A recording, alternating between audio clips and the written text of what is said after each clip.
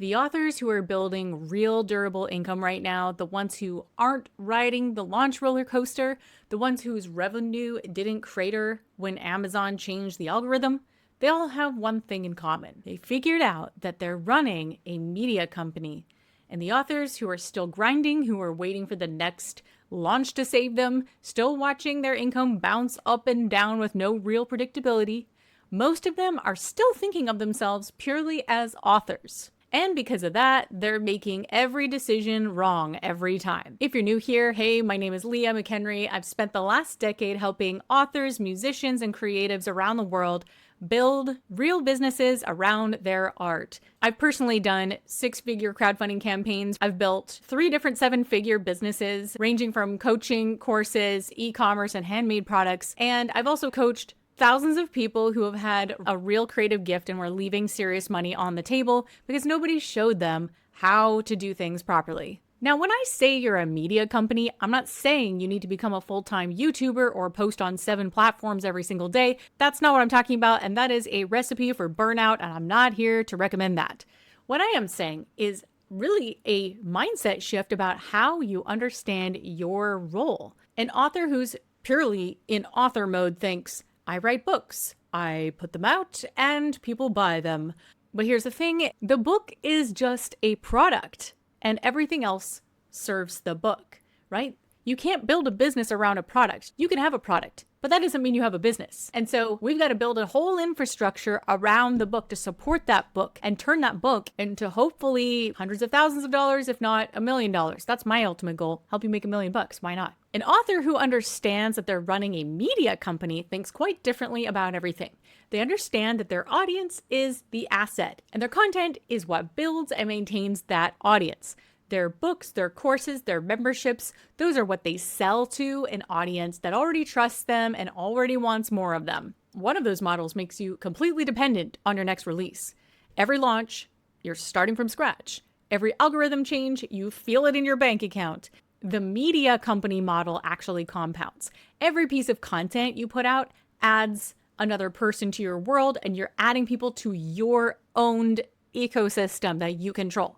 And when those people trust you, when they actually know who you are, what you stand for, they buy everything, not just the new release. They want the back catalog. They want the merchandise. They want the t-shirts. They want the experience. They want the upgrades. They want the Kickstarter perks. They want everything. And I call these collector fans, and I want you to have a whole host of them. And I want to give you one of the most powerful examples of this that exists in the author world right now that I know of. An author by the name of Brandon Sanderson. You probably know him because he's pretty famous. Brandon Sanderson is one of the best-selling fantasy authors alive. But if you actually look at what he's built, he's really not just an author.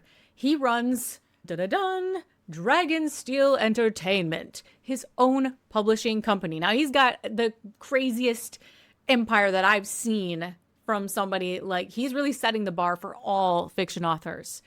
He's got a massive YouTube channel. He does live streaming of him actually writing. He does Q&As with his community. He launched a Kickstarter campaign that became the highest funded publishing campaign in history. You probably heard about it, right? It was at Kickstarter, it was during COVID, and it raised over $41 million because he had an existing community that was already so invested into what he had built, and they were so in love. He had already thousands of people, thousands of VIPs, thousands of super fans that were already in his ecosystem. That all he had to do was make a special surprise announcement. I've got 3 books coming out, and they're mystery books, and you're not going to know what they are until they're out. And people ate it up. So let's make the distinction. This is not an author with great books. This is an author who owns a media company. Okay, so much bigger. That reframe in your brain is going to change literally every decision you make from here on out. And that's exactly what building a fiction empire looks like. That's the model I want you to start thinking about for yourself. Now, people often think of content as advertising, and that kind of framing causes a lot of confusion about what your content is supposed to do. Content is relationship building at scale. When you put out a YouTube video or a reel or a newsletter, you're actually having a conversation with a reader you've never met. And over time, that reader is deciding whether they trust your voice, whether they resonate with how you see the world, your values, and whether they want to go deeper with whatever it is you're building. That trust is what makes someone a super fan. A super fan buys everything, not just a new book. They back your crowdfunding campaign. They follow you wherever you are. It could be on Patreon or on your membership. They refer their friends. One genuine superfan is worth more than 50 casual readers who bought a discounted book and then forgot your name by Tuesday. Now, content is the machine that creates these superfans, and there's no substitute for it. There's no getting around it. Now, you can run ads to bring someone into your world, and you should be running ads at some point, but even after the ad does its job, that person still has to decide whether they believe in you. That decision happens when they consume your content. This is how everyone makes a buying decision. You're not going to get away from making content. You can be bad at it or you can be good at it, but we cannot get around it. This is happening in your videos, your voice, your short form content specifically, and whatever your worldview is, your perspective, that is how people are making their decisions. So when your content is consistent and intentional, your entire business works better. Your launches are going to convert 1,000 times better. Your email list is more responsive. Your ads are more profitable because you're sending warm people somewhere instead of cold strangers. And when your content is scattered or absent, you're constantly starting over with people who have no reason to trust you yet. So even though you're an author, and I know some of you want to hide behind writing in your little book dungeon, you cannot get away from this core marketing concept that people buy from people they know, like, and trust. Sure, people sometimes buy from an impulse purchase where they like the look of the cover of something, like we all do that. But ultimately, the ones that are going to turn into super fans and buy the whole rest of your back catalog, we got to go a totally different approach. Now, this is where I want to get specific because most content advice for authors is either way too generic or entirely focused on book promotion, like cover reveals and release announcements, trope announcements. Now, all of that has its place, but it's a tiny slice of what you actually need to do. I analyzed the top performing content of one of my clients, Elisabeth Wheatley, who went from under $5,000 a month to 7 figures as a self-published fantasy romance author. She now has hundreds of thousands of YouTube subscribers, hundreds of thousands of Instagram followers, and I broke down exactly what she does. And when I looked at every piece of content that drove her biggest numbers, it all fell into 5 content pillars that any fiction author can use. I'm going to give you the high level here, the what and the why, because I want you to understand the framework. The full breakdown with 50 content ideas per pillar, plug and play scripts, a 30-day calendar, and a complete batch and repurpose workflow. That's inside the Prosperous Author ecosystem. It's a mini course I put together, and it's part of one of the prizes when you complete all the lessons in 7 days. If you want more information about that, check out the link in the description. But here are the 5 pillars. Pillar 1 is trope, commentary, and reader relatability. This is your number 1 discovery engine. Readers search for tropes the same way people search for recipes.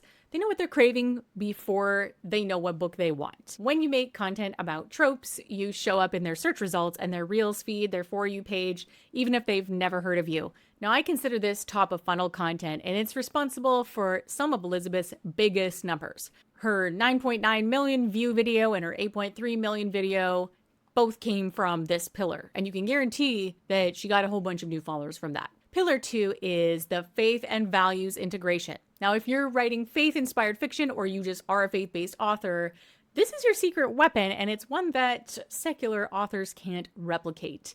Your faith is not a liability in marketing. We actually want to lead with that because it's such a deep differentiator. When you express your values and your worldview authentically, you filter for exactly the perfect reader who will love your books for life. You become magnetic to them and they are going to be such a loyal fan. Now, pillar 3 is writing and behind the scenes authority. Elisabeth has built a second audience of aspiring writers who follow her for years before buying a single novel. And then, of course, they become fans and they've also bought her entire catalog in one sitting. Behind the scenes content and writing advice positions you as a guide, not just a seller. It builds authority over time and creates deep loyalty with people who are watching your whole journey. Pillar 4 is book promotion, and this one's different from what most authors think of as book promotion. It's not just announcing your release date, it's meeting your reader inside the trope conversation they're already having and letting your book be the natural next step. Elisabeth's launch content doesn't really feel like an ad. It feels like a continuation of the community she's already building. She does this so flawlessly, and that's why her launches convert like crazy. And I'll add, she gets those people off of socials onto her email list. We'll save that for a whole other video. Pillar 5 is community and conversation starters. This is the content that keeps your algorithm really healthy, your existing fans engaged, and this is quite simple and easy stuff that invites people to respond and participate. This is your questions, hot takes, polls, and opinion-based content. It doesn't even have to be that deep. It just has to be real, authentic, a unique perspective, or some kind of a controversial take on it. All right, so there's 5 pillars that you're going to rotate throughout your week. The full recipe is in the bonus. If you go through the Prosperous Author Ecosystem and you go through all the lessons, you'll unlock that bonus and you're going to have even more content ideas and you know what to do with. So there's no excuse for not making the content. The last thing I want to walk you through today is something I call my hot cold strategy, and we use it in conjunction with those content pillars I talked about. It explains why some authors have audiences that buy on command while others post consistently, but they're still struggling to move the needle, struggling to make sales and move product consistently. At any given point, there's really 2 types of people in your audience. I just like to make it simple. We've got cold audience members who are people who don't really know you well yet. They either don't know you exist or they just found you recently. You can't really sell to cold people the way that you can sell to a warm audience. A lot of authors make this mistake and they wonder why their engagement numbers look fine, but their conversion rates, their actual sales numbers are pretty terrible. Now, hot audience members are people who have been in your world for a while. They've consumed multiple pieces of content. They feel like they know you. They've been following along. They've been waiting for the right moment to go deeper. These are your potential buyers. These are the superfans in the making. Now, cold content is designed for discovery. These are big, broad topics that will apply to a lot of people.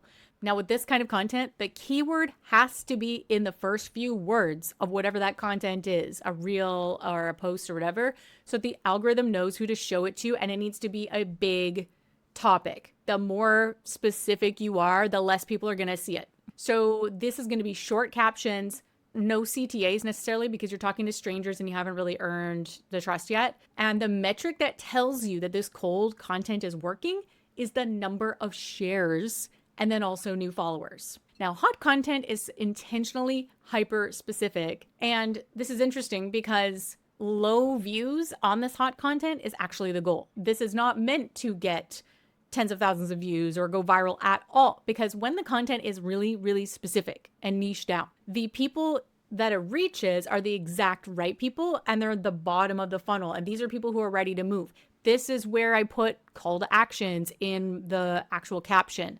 So this is where you do problem awareness, sometimes objection handling, and direct CTAs, call to actions, right? This is where you're going to talk to people and invite them to move forward or take an action, whether that's DMing you or getting on your email list or actually making a purchase. Now, most authors accidentally create only one type of content. They're usually making all top of funnel content and wonder why nobody's buying, or they only go super deep and niche and hyper specific with their audience and why they only have 200 views per post. And they're like, this isn't really working. It's because they do not have the right ratio and they don't have the right mix and they don't know how to actually differentiate between these categories. And so the ones building real businesses, they're doing both at the same time on purpose, and that's why their growth compounds. On my Instagram, you can see which ones are top of funnel and which ones are bottom, which ones are cold and which ones are hot, because the cold ones have like 30, 40, 80, 100,000 views, and my bottom of funnel hot content has like 300-400 views. And it's totally intentional and it's designed that way. So here's where I want to leave you with this. Make that mental shift, because the content is the engine that builds your audience, earns the trust of your readers, and makes everything else you sell way, way, way more effective.